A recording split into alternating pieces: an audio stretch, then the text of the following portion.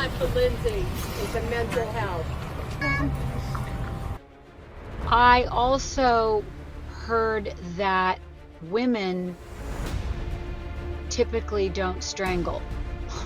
What is your date of birth? June 15th, 1988. He did it.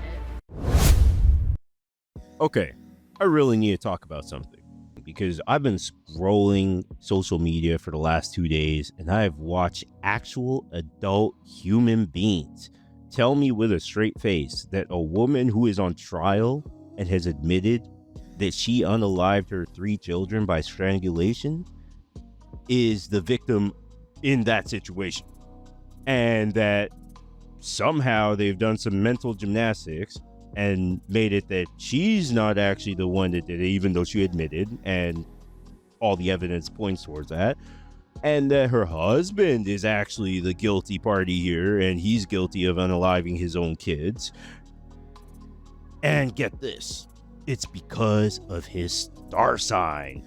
Or I've seen some theories that the shoes he was wearing look different in one CCTV camera compared to a different CCTV camera, even though they're different cameras in different places under different lighting. Anyway, I need you to sit with that for a second. Star signs, shoes, that's what these people are coming up with while ignoring the hard evidence pointing to the actual culprit who has admitted to the crime in question. But with that, welcome back to Rant of the Day. Before I get into the absolute clown show that is true crime TikTok right now, I want to lay out what we actually know about this case. Not vibes, not theories, the actual documented facts, because half the people making these claims clearly have not done that part. So here's the timeline. This goes back to January 24th, 2023 in Duxbury, Massachusetts. Lindsay Clancy is was a mom of 3, Cora, who is her 5-year-old, Dawson, her 3-year-old, and Callan was just 8 months old.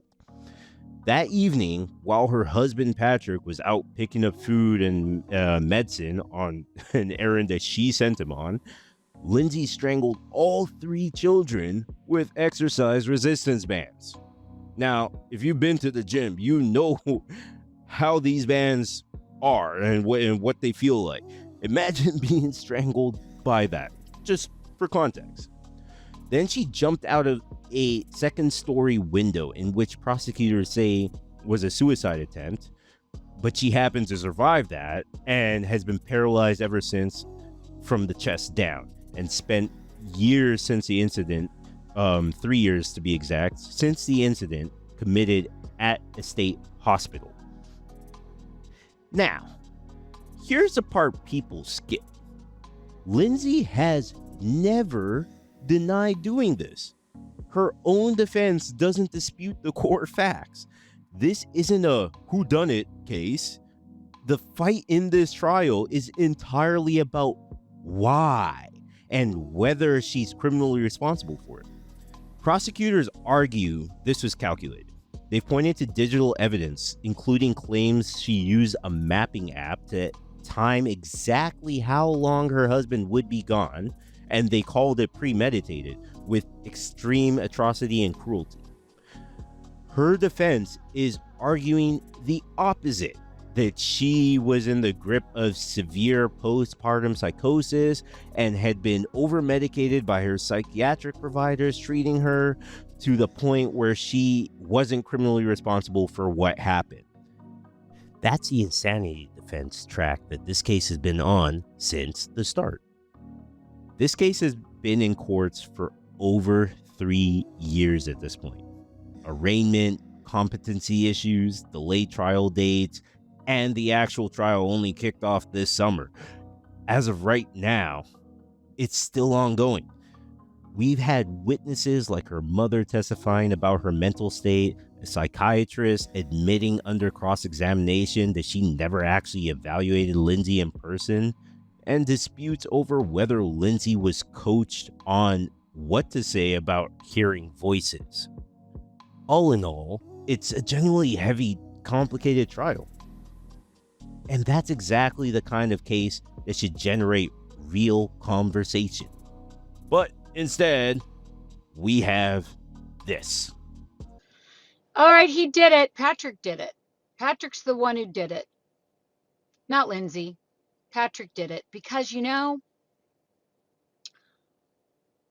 I also heard that women typically don't strangle. So awful to even say, but that isn't what a woman would do. They don't strangle. I was actually in therapy today, and my therapist and I were talking about it, and I said, well, what do they do? She said, well, they poison, or I said, oh, or drown them. Like, we literally had that conversation today. And she looks at me and she goes, he did it. I was like, wow, yeah. And now, yeah.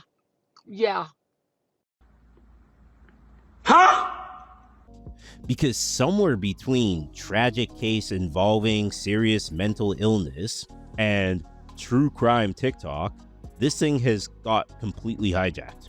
And the target isn't even the person on trial. It's the husband, Patrick Clancy. I don't know how we got here, but here we are. A man who has said basically nothing publicly this entire time, whose kids were killed while he was out getting dinner, and who is now, according to a shockingly large chunk of the internet, secretly the real killer. Let's look at what they're actually basing this on. Okay, check this out. It's really crazy. Lindsay Clancy's birth chart. It's so crazy. Now, I don't have the time of birth, so really, you can disregard the ascendant, descendant, IC, MC, vertex, and all the houses. I need the birth time. So like, not all of these aspects are necessarily true, because all those points, we don't really know. I just put it at noon. But first of all, let me just show. Okay, so notice anything here? She's got her North Node Aquarius, South Node Leo. She's in her nodal return right now. It's been a while, but I have to pop on here just to say that I've been following this Lindsay Clancy trial, especially as a mother of two who dealt with a lot of postpartum mental illness. And, just following all their birth charts and birthdays and zodiac signs. He did it. He's a Gemini man. His birthday is June 15th. I'm a Gemini woman. My birthday is June 14th. Let me give you another example of who a Gemini man is. Also birthday June 14th. Men and women are different. Keep that in mind. Please don't judge me. Donald Trump. Patrick did it. Thank you for coming to my TED Talk. So if you're watching the Lindsay Clancy case, I've already gone over the forensic astrology charts that show that the perpetrator is a male, the perpetrator is having an affair, and that the victims, specifically Lindsay, was drugged during this.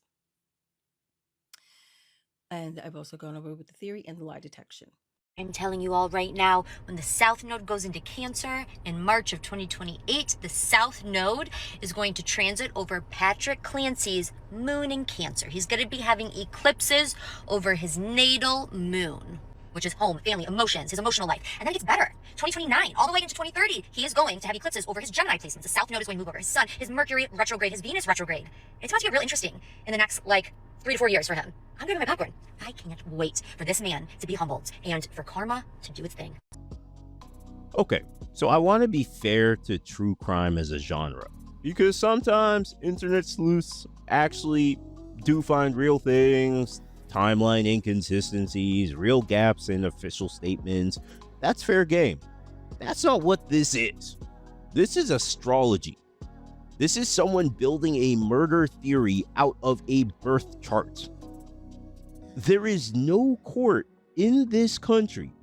There is no piece of forensic evidence. There is no detective on earth that has ever solved a case using someone's star sign. It's not a clue. It's not suspicious. This is horoscopes. And the scary part isn't even that one person believes it. It's the comments. Thousands of people going, wait, this actually makes sense.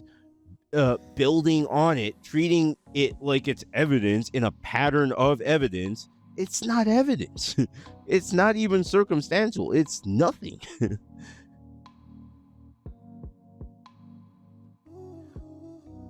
Now, just to pivot a little bit, because it's not just the husband truthers or whatever you want to call them. There's a whole other side of this that's just as wild, and it's coming from people who support Lindsay.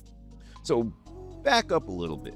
There have been real organized rallies outside the courthouse. Hundreds of people dressed in pink, some driving in from other states, even some events echoing overseas.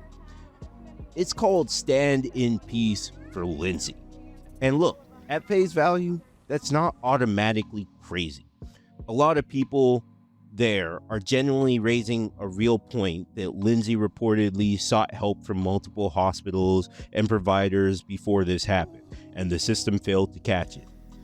That's a legitimate conversation about how postpartum psychosis gets missed. And I'm not going to pretend that that's not a real issue. But then there's this. The whole same Lindsay trend. Women filming themselves, holding their own children, crying, saying they relate to her. And I need to really be careful with how I say this next part because I don't want to minimize postpartum struggles. That's real. It's brutal. And way too many women don't get support for it.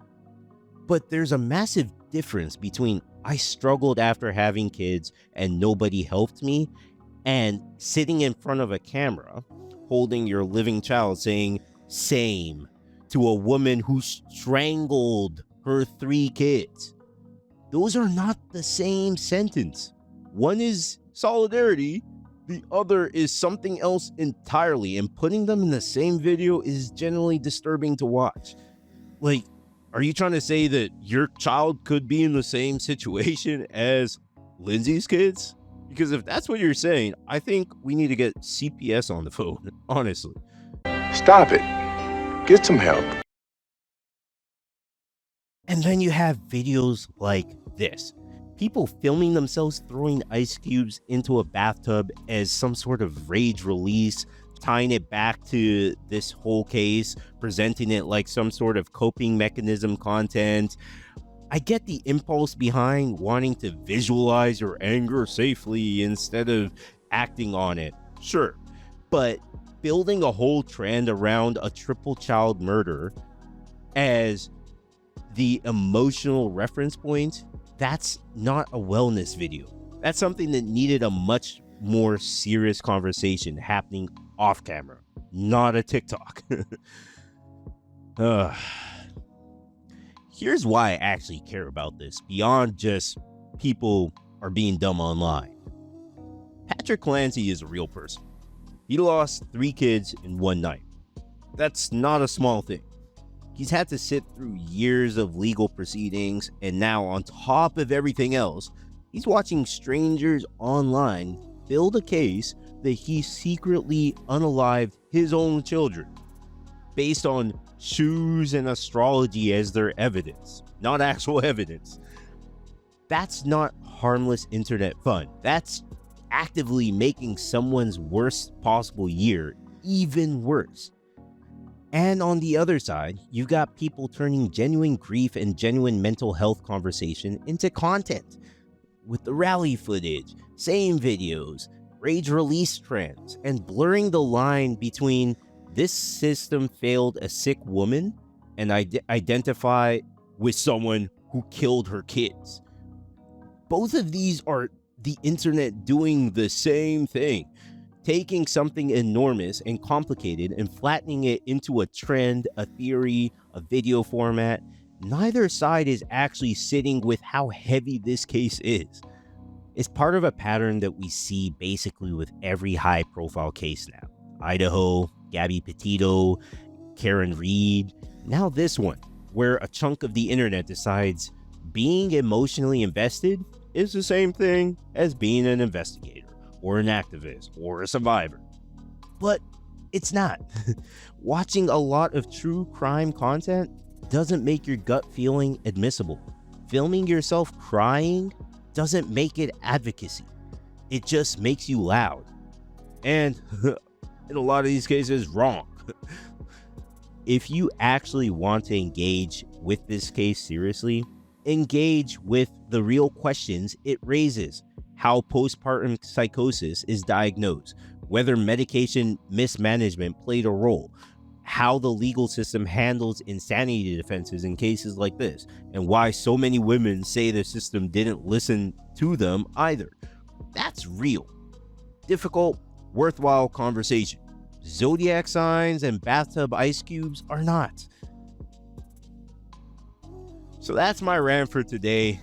This is genuinely a tragic case and a serious ongoing trial, and somehow the discourse around it has managed to go in two completely insane directions at once. One side building some sort of murder theory out of shoes and CCTV footage and star signs, and the other side is turning this whole thing into rage release content and same videos. Both sides skipping right past the actual hard conversation. But yeah, make sure you leave a comment down below if you see any more unhinged takes on this case flying around. I might do a part 2 if there's enough about this case it's new for me to talk about. Other than that, if you're new here, make sure you leave a like down below, subscribe, and I'll see you next time.